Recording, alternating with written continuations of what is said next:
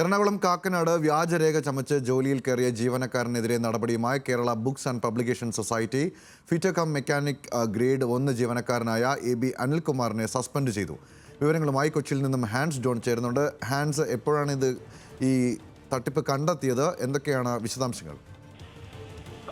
ഗൗതം, 2022 ഈ അനിൽകുമാറിനെതിരെ പെരുമ്പാവൂർ സ്വദേശി സുരേഷ് ഒരു പരാതി നൽകിയിരുന്നു.